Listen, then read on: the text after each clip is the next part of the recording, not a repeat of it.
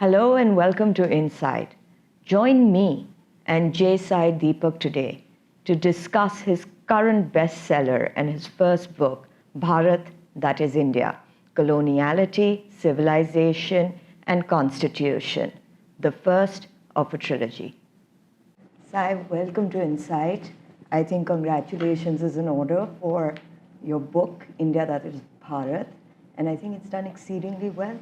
Thank you. I think by the grace of the gods, I think it's done fairly well, and it has certainly exceeded my expectations. So at this point, all I can say is that the readers have taken ownership of the book, and I couldn't be happier and I couldn't be more grateful. And fortunately, I can confidently say that apart from the commercial success of the book, the critical feedback so far has been good. So from the foreword to the review, apart from the fact that quite a few academics who I respect in the area of civilizational studies, in the area of political science, have come back with very positive feedback. I'm not going to say that it's been all good, but by and large, I'd say that nobody feels that this is a work that shouldn't be taken seriously. Everybody's taken it fairly seriously. And it has certainly started conversations, according to me, in the right circles. So let's see what happens. Who do you think the viewership for your book is? Is it completely academic, scholarly, or is it for the layman as well? So the first two disclaimers would be, it's certainly not limited to my own fraternity, and therefore I don't think it should be read exclusively by lawyers, but they must certainly read it, because I'm trying to revisit certain preconceived notions that most lawyers have about constitution and constitutional values. But beyond that, the attempt has been to at least reach out to two other segments. One is people from let's say in the age group of 18 to 35 at the very least. Those who are actively on social media and who participate regularly in conversations or discussions that relate to the constitution or that relate to anything that is of national interest, any major national political development. The idea is to give them a fair sense of, let's say, a history, so to speak, so that they locate their positions in that particular backdrop, because most positions seem to be uninformed of the historical backdrop of the framework within which they operate. They don't seem to understand that they operate within the same conceptual framework, notwithstanding the self-congratulatory labels that they may give themselves: left, right, center, left of center, right of center, so on and so forth. The idea is to basically say, whatever you say, the values and the standards and metrics or benchmarks, so to speak, on the basis of which you carry your discussions, and the touchstones of what is good and what is universal, has been set somewhere else. This is largely Eurocentric and Western normative. So therefore, there is an attempt to reach out to that particular demographic. And academics, certainly yes, because this is certainly not a massy book which can be read on a flight. People will need to spend some time. This is not meant to be a page turner of sorts. I want people to sit and digest a few concepts.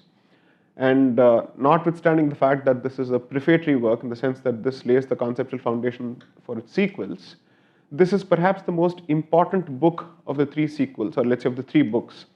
Simply because how you're supposed to understand something is more important than the nuts and bolts of a certain discussion. What is the lens that you apply? So this book, according to me, is the lens.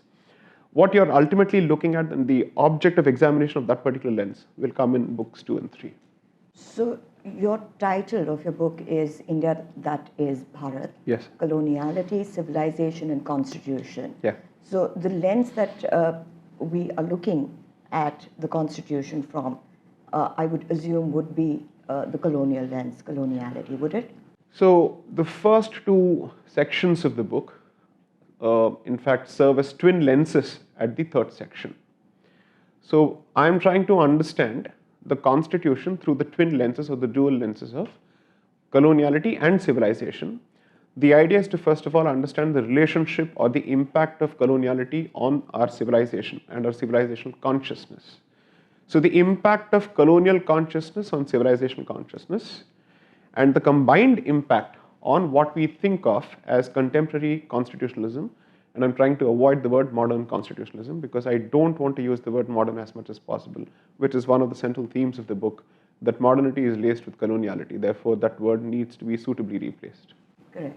But you use the word coloniality. Yes. What is the difference? How would you explain coloniality and the difference between colonization and coloniality?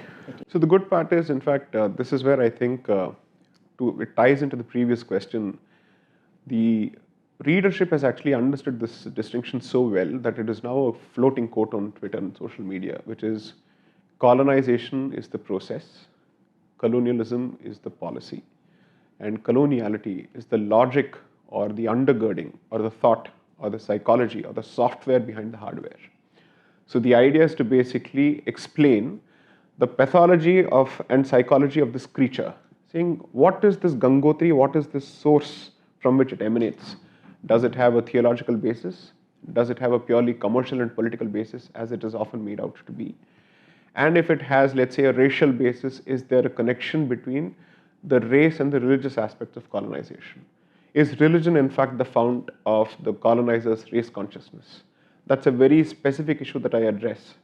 And in fact, if I could call this one of the central contributions of the book, not an original contribution, but by way of dissemination, citing existing academic and scholarly literature, the idea is to say, let's go beyond race. And the reason why I say that is that in our casual conversations about colonization, I think the words Gora and Angrez quickly come about, which clearly means that the racial distinctions and the fallouts of that are fairly clear even in our casual conversations, even if you're not a trained academic or a trained scholar in the subject.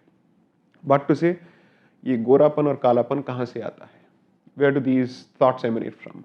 What is this conception of whiteness and blackness?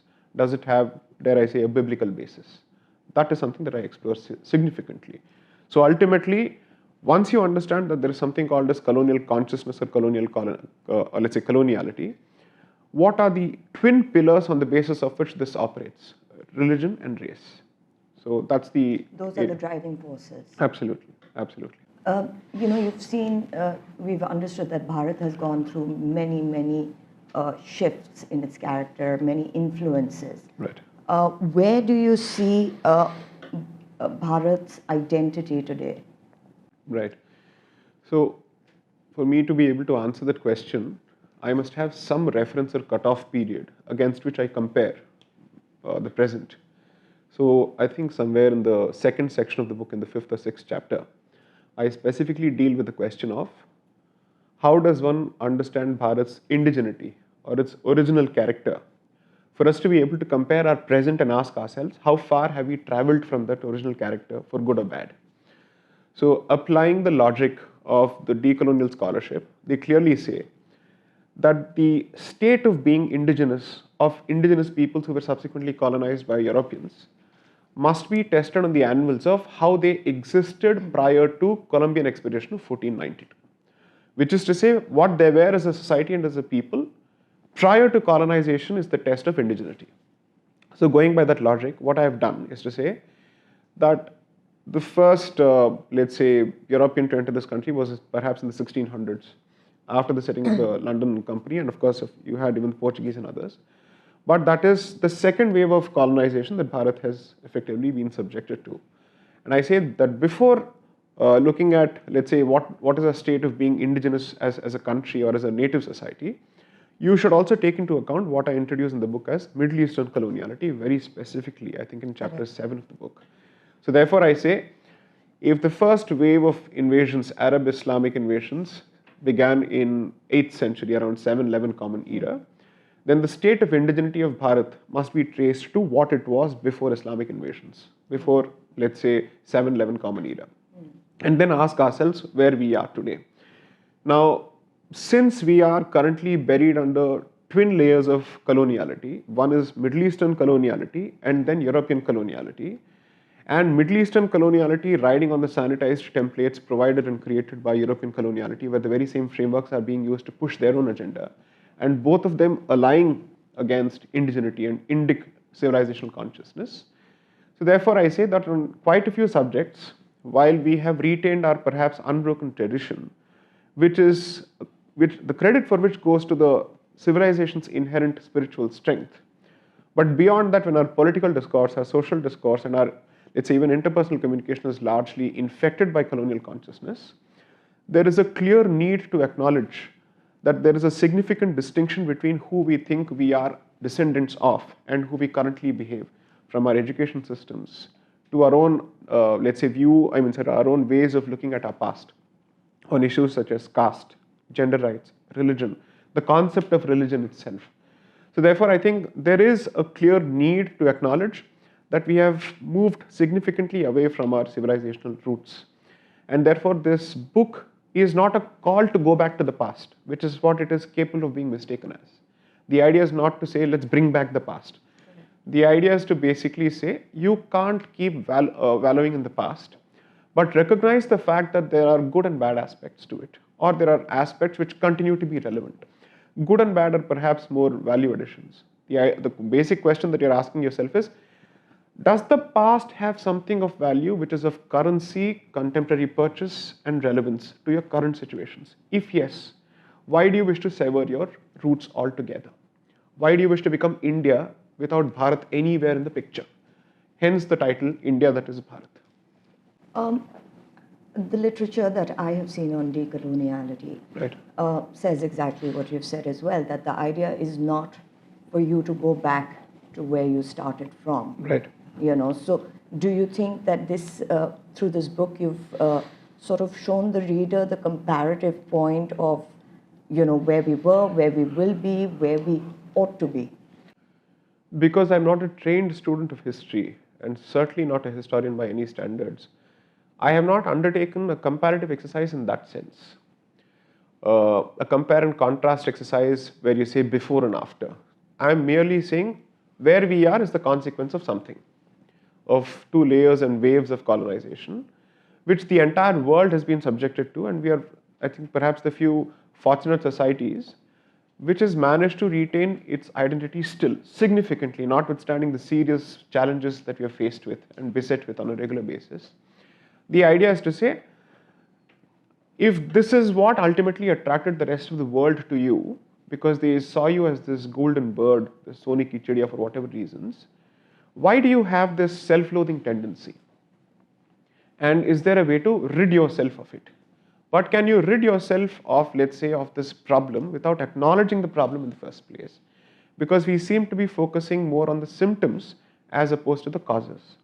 So the idea is to try and pinpoint what the causes are from in perhaps as tentative a manner as possible, because I think that should be left to the experts in each area. But I'm giving, let's say, an overarching panoramic view of what the larger problem is. How colonial consciousness has effectively affected us in different areas is, let's say, for subject matter experts to speak. Perhaps I can address that from a legal perspective or a constitutional perspective. But when it comes to social studies, political science, it should be for others to take it up. So the idea is to basically say, if you were to remove these layers, would we continue to speak of reform on a regular basis? Because then you would understand what the original institution was. And then any question of reform or, let's say, forward movement would be on the basis of a clear understanding of what the structure is. So to give it a very concrete example, our discussions surrounding caste today are significantly laced and infected by colonial consciousness, has been established by literature. And I specifically cite that literature. So when we say we need a casteless society, we need to destroy the institution of caste, we need to, let's say, loosen the stranglehold of certain castes, would you have the very same discussions in the very same tone and tenor if I were to remove the colonial consciousness and prove to you that caste was not as immutable a structure and as intransigent and ossified a structure that you make it out to be? If I were to show you, or if, let's say, if subject matter experts were to show that it certainly had, let's say, the character of a sine wave where it kept moving up and down, and that what we understand as, let's say, Varna 1, Varna 2, Varna 3 and Varna 4 were not exactly in the same position for, let's say, at least 7,000 years of a recorded history. So these are the, let's say, tentative directions and tentative proposals that the book sets out. It's more or less, let's say, it cuts out in a very broad way the task for others to take it forward from there, with a very clear caveat that there already exists a body of work. What I've tried to do is that put together the scholarship of a host of scholars and underpin it with the common, let's say, framework of colonial consciousness. And say each of them, while perhaps not using the word colonial consciousness or coloniality, so to speak, have specifically demonstrated its impact in existence. Therefore, I'm saying clearly it is an all-pervasive creature. And therefore, you can't have a silo-based approach to each area. You must first of all acknowledge this at a broad level and then see how it translates to specific application in different subjects. Would you then agree if I say that, Middle Eastern influence on Bharat and the European Christian experience on Bharat resulted in the colonization of our minds, also through, which continues now through education or history or language even? And would it be possible for your readers or people who, may not read your book to ever get past this barrier? So, in terms of specific areas or verticals that the book deals with on the question of colonial consciousness, religion, language, nature, caste and tribe are the areas that I've tried to address. These are very specific verticals that I've touched upon. In fact, in the conclusion to the first section of the book, I think that's on page 144, I specifically ask myself this question, which is, what is the end game or end goal here? And how practical or feasible it is. I proceed with the conclusion, of course, that's subject to posterity and corrections by experts, which is to say that thanks to these two waves of colonization, our existence is a hybrid existence. And the hybridity these days, and perhaps largely leaning towards the colonial consciousness as opposed to the indigenous consciousness. Simply because your education system has only furthered coloniality significantly as opposed to addressing it. Your political discourse has furthered it. Your constitutional discourse has furthered it.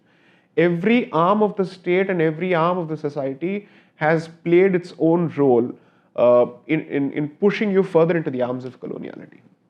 So therefore, my hope is that if these two layers are removed, at least to the extent possible, we will still continue to have a hybrid existence, but the hybridity will be largely in favor of the Indic civilizational quotient with whatever remains of other quotients, so to speak.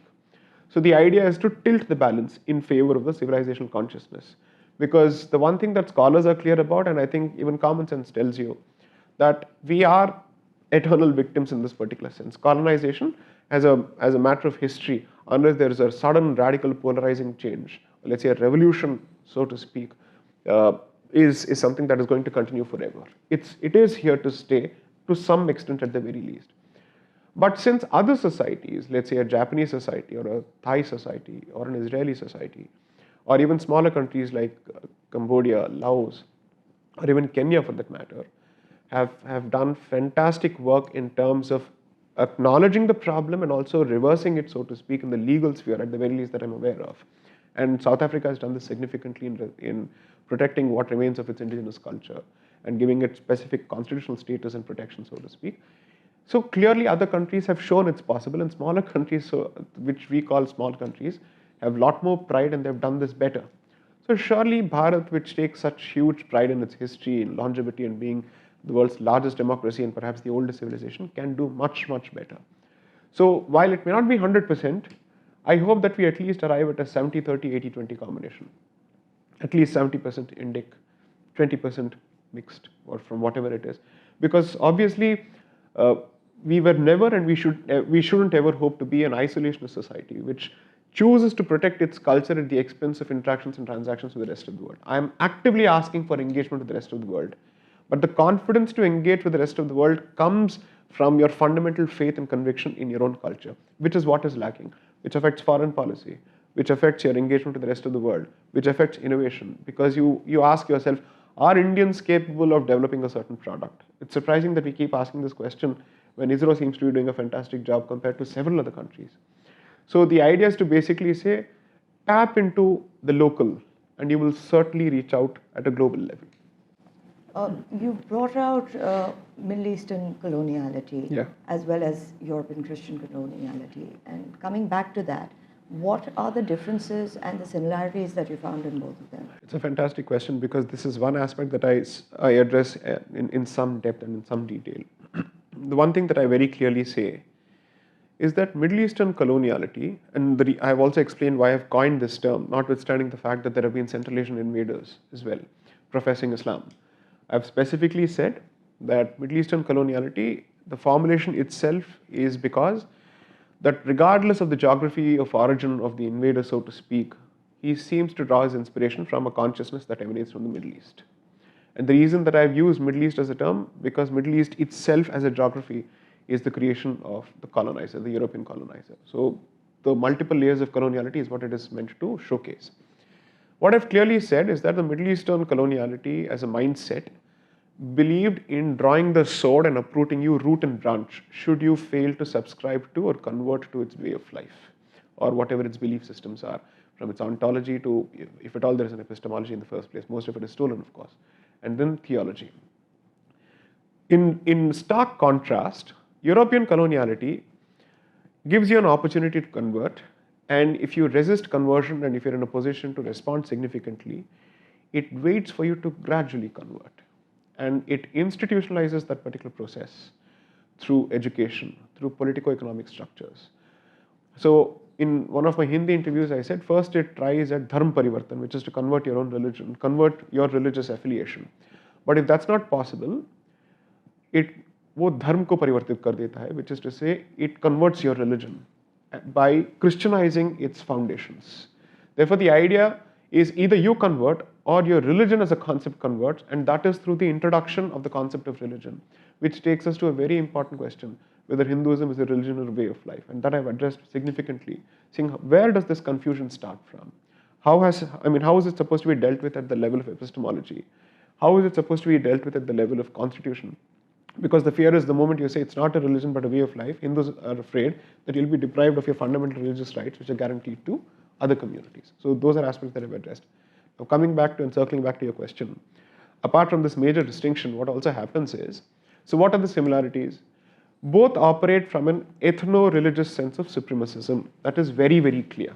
That's the concept of whiteness is common to both. And the concept of othering is equally common to both. You're either a heathen or you're a kafir. You're a mu'min or a kafir. You're either a believer or you're an infidel or a heathen. And heathen is even worse than an infidel, because infidel is typically used for those people who, being the people of the book, don't believe in Christianity itself. That's not the same as heathen. So heathen is typically used for pagan, idol-worshipping societies who fundamentally subscribe to false religions, or who don't have religions because they don't have souls. Therefore, they're either soulless or they subscribe to false religions because they're worshipping Satan. So that is the similarity. The second similarity would be that both believe that their presence ushers in the light of knowledge.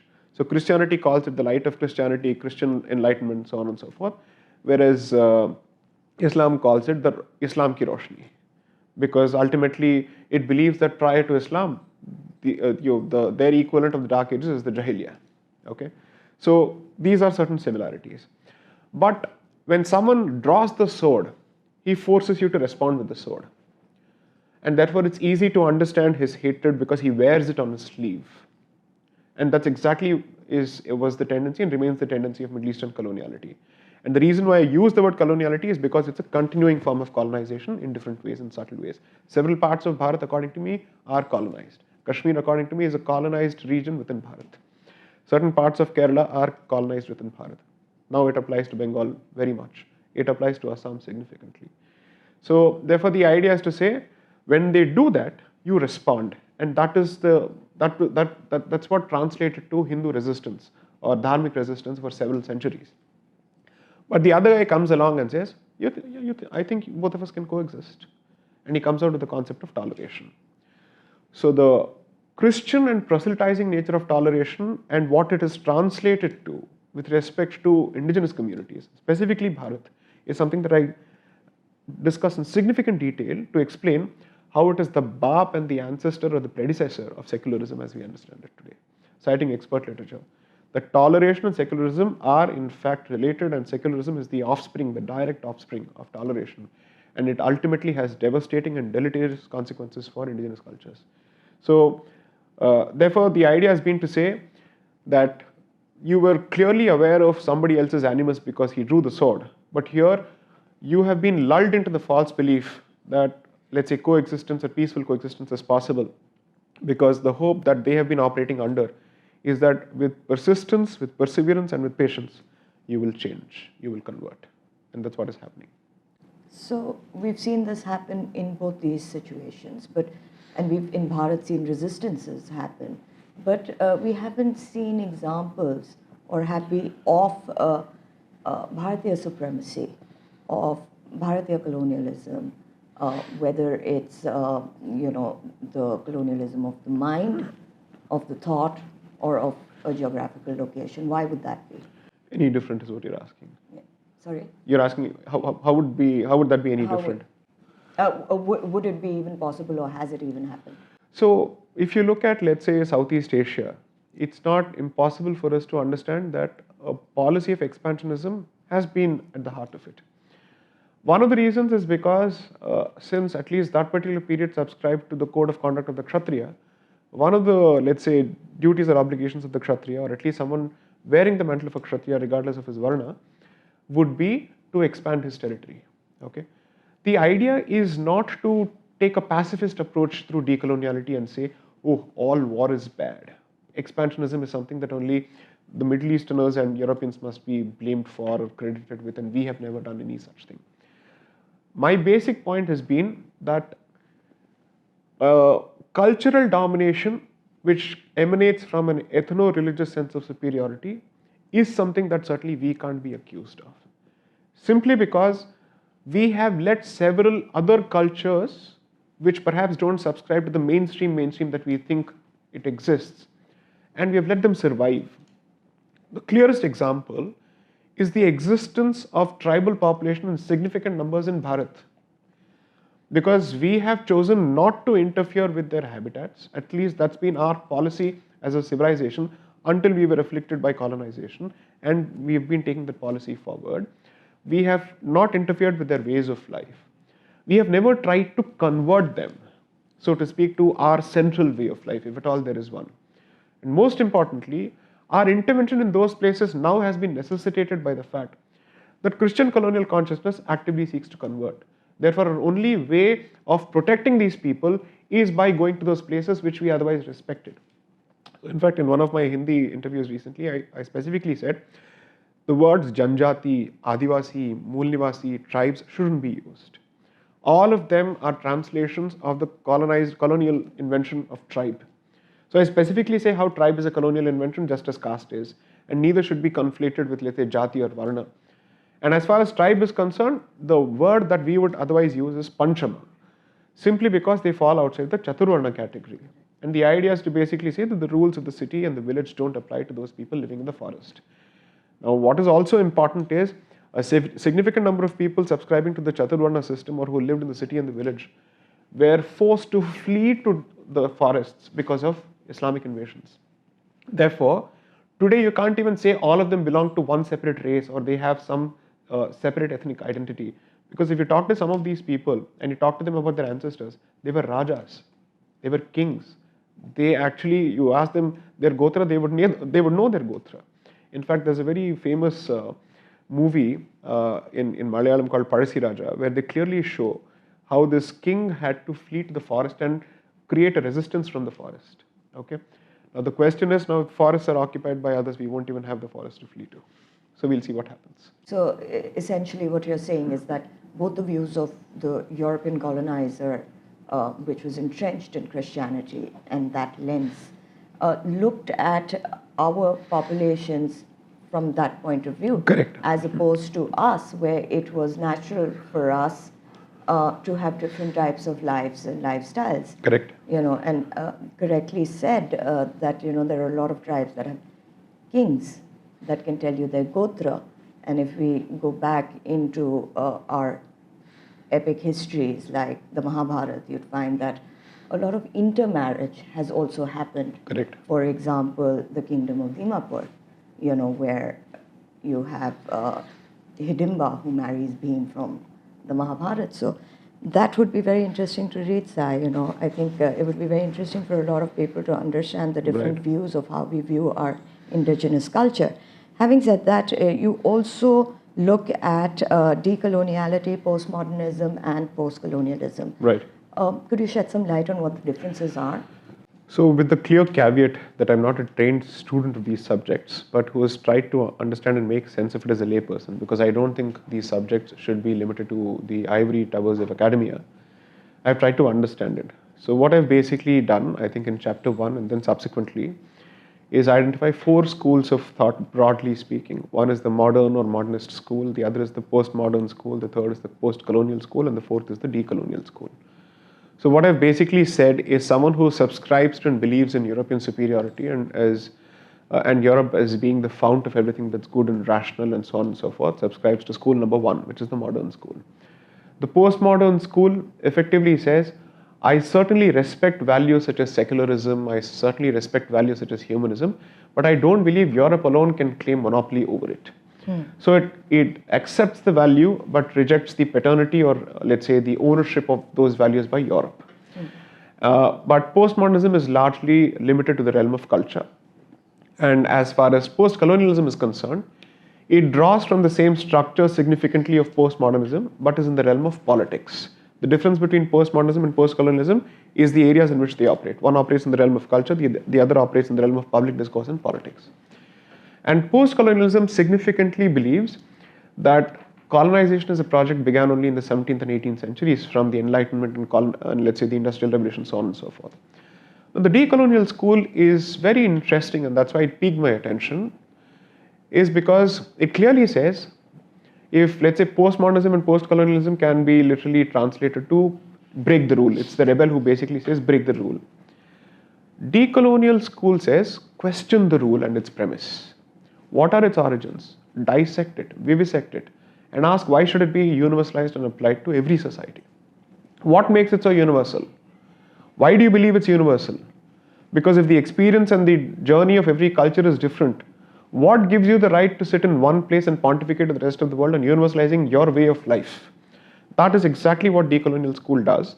And from a very practical perspective, it pushes the boundaries of colonization to say, colonization did not start in the 17th and 18th century. It started in 1492 when Columbus decided to explore the new world with papal benedictions.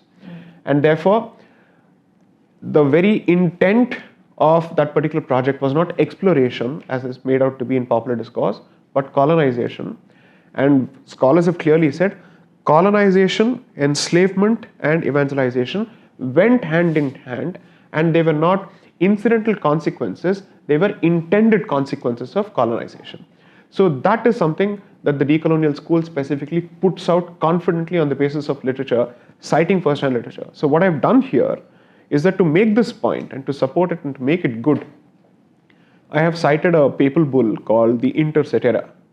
I think it's dated May 1493, where I clearly show where the religious, let's say, they believe that this is a divinely ordained project, and this is the division of the world's territories between Spain and Portugal, the original colonizers, not even the British, it's Spain and Portugal, and where there is a clear reference to India.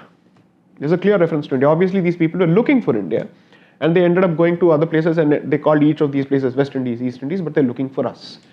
So much for their science and reason that they couldn't even get the directions right. But the point is that we were the object of exploration, and we were the new world, because the new world is the heathen world wherein the light of Christianity has not yet been shone. That's effectively their interpretation. So my entire point has been to show that decolonial school does a much better job. In most political sciences or social sciences, the leap is perhaps incremental in nature.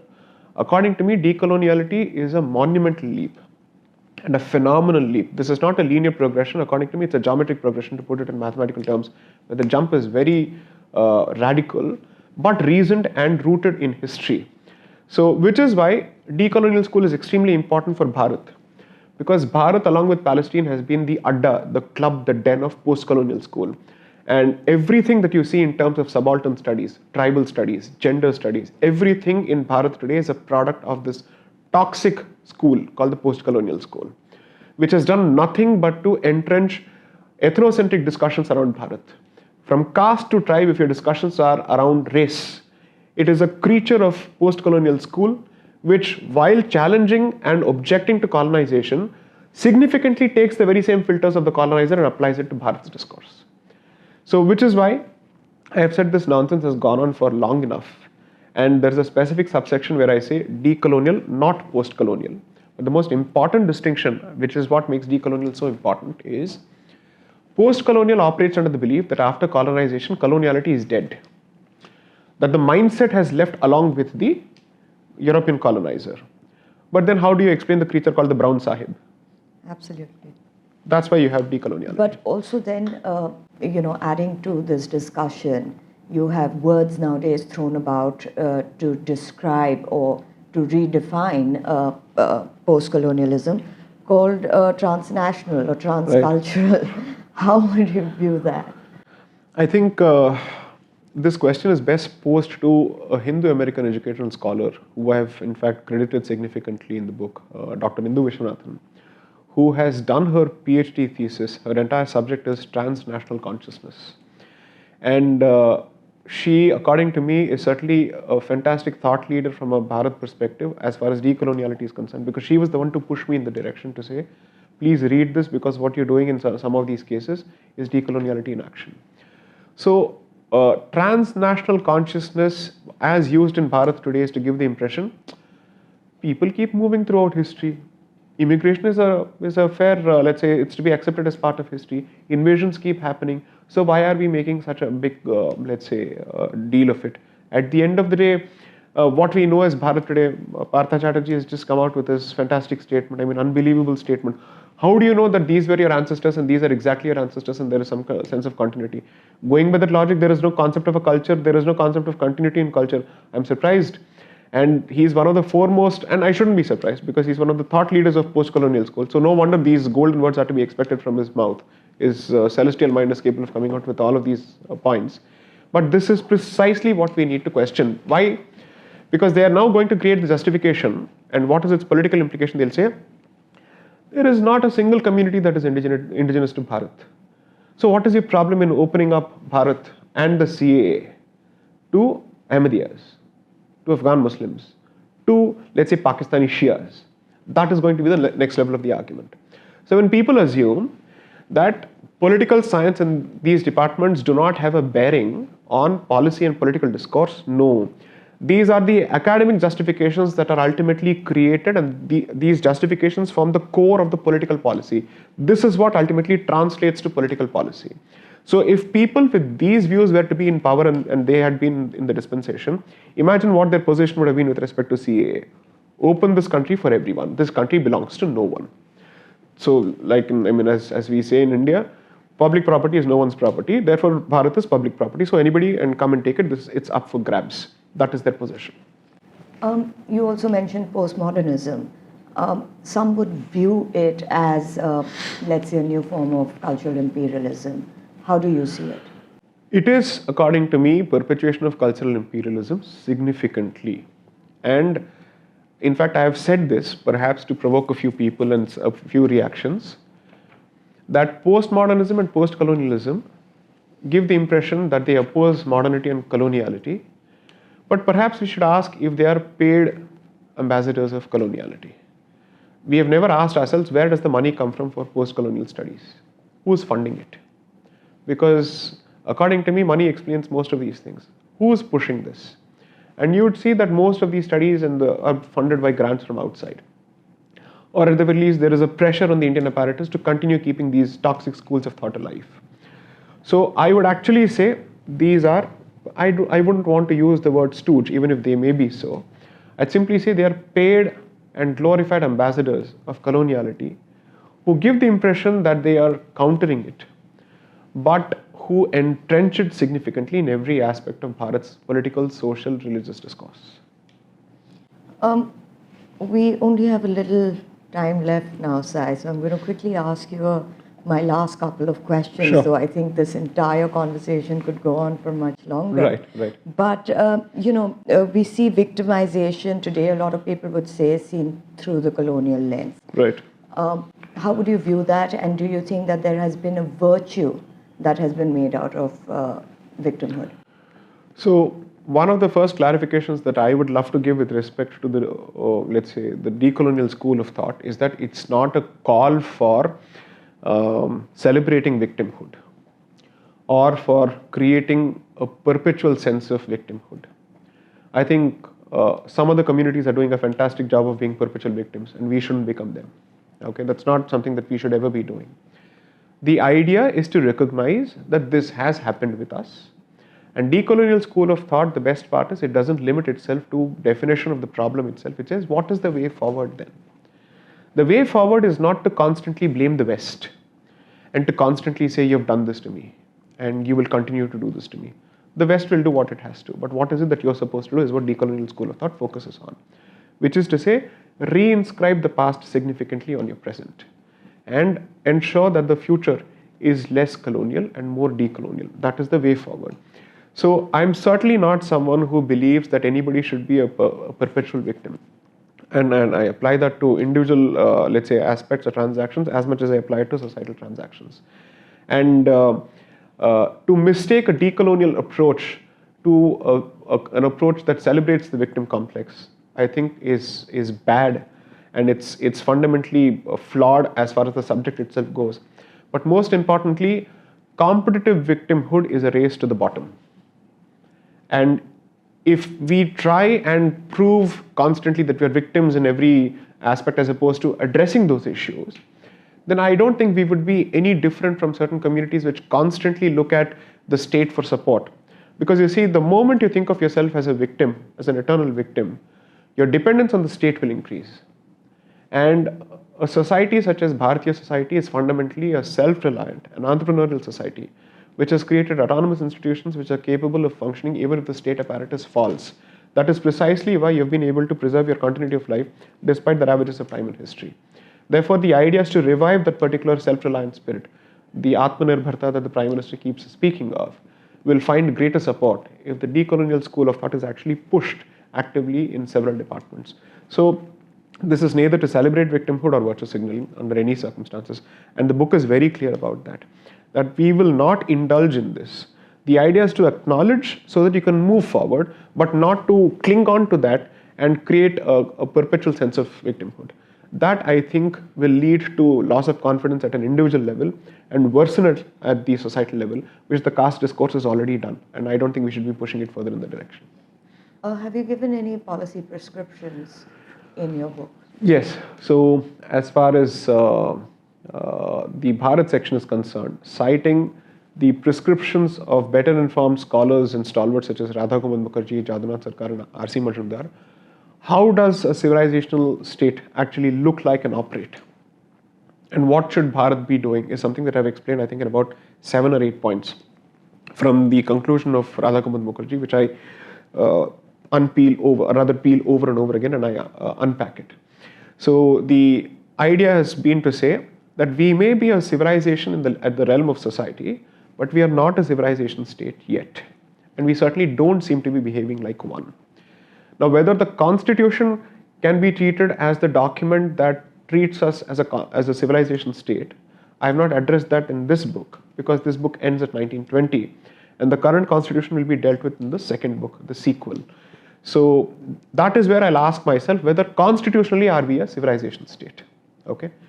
So the decent chance may be that the constitution could be calling us a civilization state. At the realm of the society, we may be a civilization state. But in the realm of politics, we may be behaving like a nation state. That disconnect is possible. So the idea is to connect all 3 dots, perhaps in the sequels. Well, I'm very glad that you've addressed the sort of framework for a civilizational state, because I think the word has been and will continue maybe in certain limits to be used loosely. So I'm glad you've done that, but unfortunately we have to come to the end of our interview. But I have to ask you one last question. Did you expect this book to do as well as it did? And why do you think it did so well? I do believe that at some level I was confident of the product even before I sent it to the reviewers. Because this book does something that no other book in the market does, and even if I say so myself, which is that it brings together 3 pillars and addresses them in a very concrete and comprehensive fashion by connecting the dots. It's not 3 disjointed sets or sections. I connect all 3. And the idea is to basically tell people, never look at the Constitution as a legal document alone. It's a socio-political legal document which is the product of the journey of the civilization itself. So you need to understand it in the sandarbha, or let's say in the context of history. That's one thing that I certainly wanted to do. Therefore, I don't think there's a book that does it. That's one of the reasons that I was confident of it. But I think my confidence levels, they leapfrogged meets, I mean, let's say by several light years, so to speak, after getting the feedback from scholars. Because I'd sent the manuscript to Professor Walter D. Mignolo, who is one of the pioneers of decolonial school itself. I'd sent it to Dr. Gautam Sen. In fact, his foreword is as good as a book summary itself, because he's gone through every chapter, asked questions, and Professor Mignolo exchanged about 15 to 20 emails asking for clarifications, spelling out his disagreements, giving me an opportunity to explain my position, and then agreeing with those positions.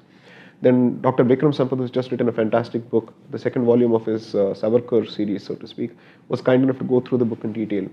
And when these people effectively said, and Sandeep Balakrishna, of course, who I look up to for his wonderful command over history in general, when all these people effectively came back and said, I think this book is going to be at the very least an interesting read and it will trigger certain conversations, my confidence on the academic level certainly jumped.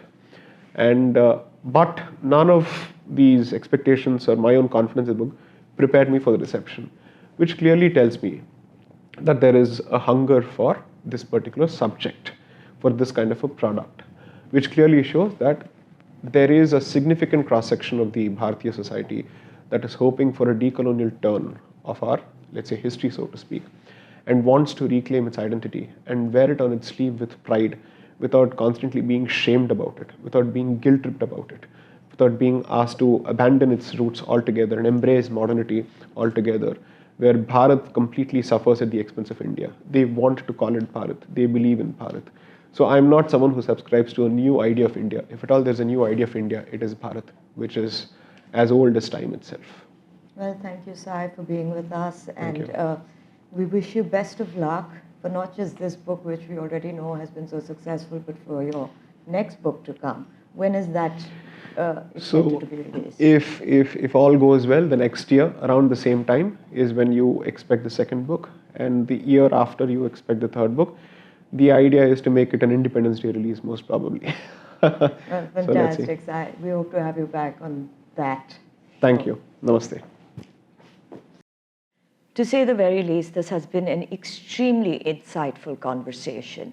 Bharat has gone through tectonic shifts in its consciousness, but with this sort of scholarship and this sort of brilliance, it won't be long before Bharat recognizes colonial consciousness and decoloniality.